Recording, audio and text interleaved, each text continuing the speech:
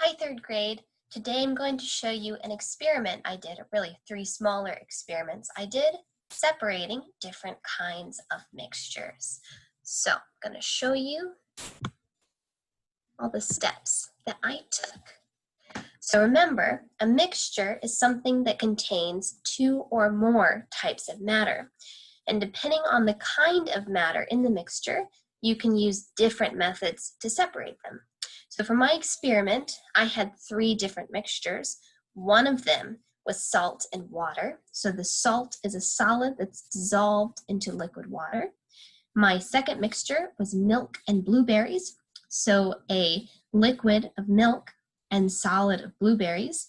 And my third one was walnuts and cornstarch. Both of those are solids. Walnuts are much bigger than cornstarch though. So I'm going to be using 3 methods of separating these mixtures. One is evaporating, the second is filtering, and the third is sieving. So let's get started. I did it this morning, so get to see what I did. So evaporating. Evaporating is good for separating a solid that is dissolved in a liquid. So my mixture is made from water, that's my liquid, and my solid that dissolved into my water was salt. So you can see I've poured in a lot of salt here. There's a little bit of water, about that much water in there, and the salt is beginning to dissolve. You can see it's dissolved even more right here. And the water has become foggy, not quite as clear as before.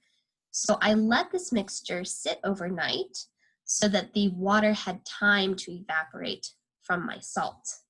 So this was what I found this morning. My salt and water are now fully separated. My water has evaporated into the air and disappeared. So you can see I can tilt the bowl like that up now because there's no water to fall out and the salt just sticks to the bottom. And this is the salt that was left. So the second experiment was with filtering. Filtering is good for separating solids from liquids. So this was my mixture was solid blueberries mixed into liquid milk.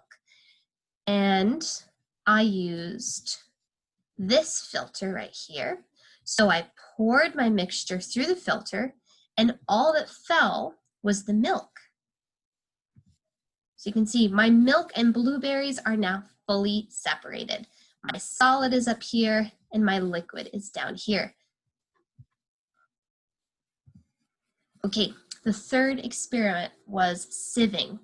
So sieving is good for separating a larger solid from a smaller solid because it's all about how big a hole can a small thing get through when a large thing can't.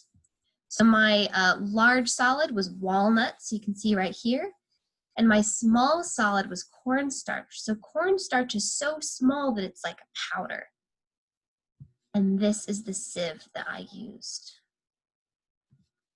Okay, so I put them in the sieve, I ladled it in with a spoon, and the holes in the sieve are big enough for the cornstarch to pass through, but they're too small for the walnuts to pass through.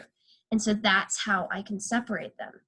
So you can see my cornstarch is falling, but my walnuts are staying in there.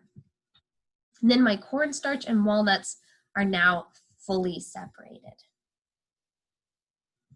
So that is the end of my experiment. We've covered evaporation, filtering, and sieving. I hope that helped you guys visualize the differences between them. So I hope you're all doing really well, and I will see you later.